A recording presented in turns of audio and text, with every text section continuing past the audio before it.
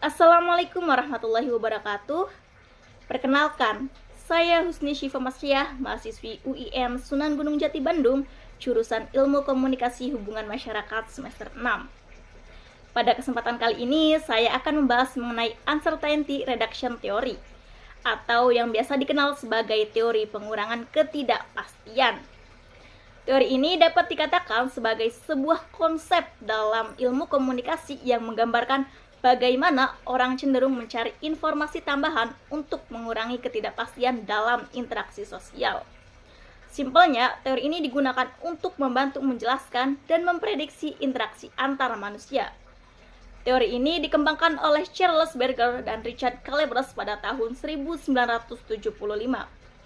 Dalam upaya mengurangi ketidakpastian tersebut, orang cenderung menerapkan strategi menghadapi ketidakpastian, yaitu satu, strategi pasif, yaitu dengan mengamati isyarat secara verbal maupun nonverbal.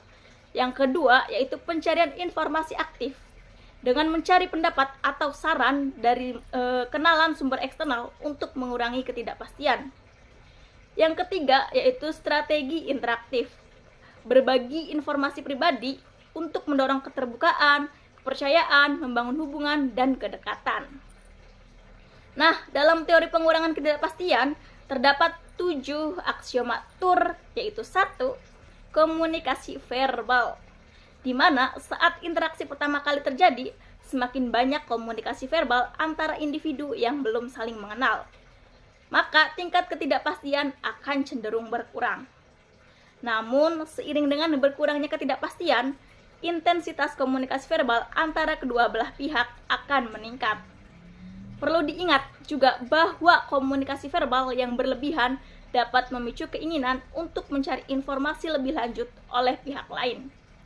Aksioma 2, yaitu ekspresi nonverbal, di mana melakukan kontak mata, anggukan kepala, dan jarak fisik secara dekat, yaitu memiliki pengaruh terhadap pengurangan tingkat ketidakpastian dalam situasi interaksi pada awal bertemu. Nah, ketika tingkat ketidakpastian menurun, ekspresi nonverbal cenderung akan meningkat sebagai respon terhadap proses pengurangan ketidakpastian. Adapun aksioma 3, yaitu pencarian informasi. Nah, dalam interaksi awal bertemu, pihak yang terlibat cenderung melakukan pencarian informasi melalui pertanyaan-pertanyaan yang mengarah pada aspek-aspek dasar seperti menanyakan pekerjaan, asal daerah, dan sebagainya. Akan tetapi, ketika tingkat ketidakpastian masih tinggi, kemungkinan besar bahwa pihak lain akan membatasi diri dalam memberikan informasi yang sensitif atau pribadi. Adapun aksioma 4, yaitu pembukaan diri atau self-disclosure. Dalam hal ini, orang cenderung mengungkapkan informasi pribadi tentang diri mereka secara bertahap selama interaksi, yang membantu mengurangi ketidakpastian dan membangun hubungan. Adapun aksioma 5, yaitu adanya timbal balik. Pengurangan ketidakpastian diperkuat ketika ada pertukaran informasi yang saling mengungkapkan antara individu dalam sebuah interaksi. Adapun aksioma 6, yaitu kesamaan, di mana terdapat kesamaan antara individu baik dalam sikap, keyakinan, ataupun pengalaman, dapat mengurangi ketidakpastian dan memperkuat perkembangan hubungan. Adapun aksioma yang terakhir, yaitu aksioma 7, ada kesukaan. Nah, ketika ketidakpastian berkurang, kesukaan cenderung meningkat. Pengalaman dan persepsi positif selama interaksi berkontribusi pada pengurangan ketidakpastian dan pembentukan hubungan.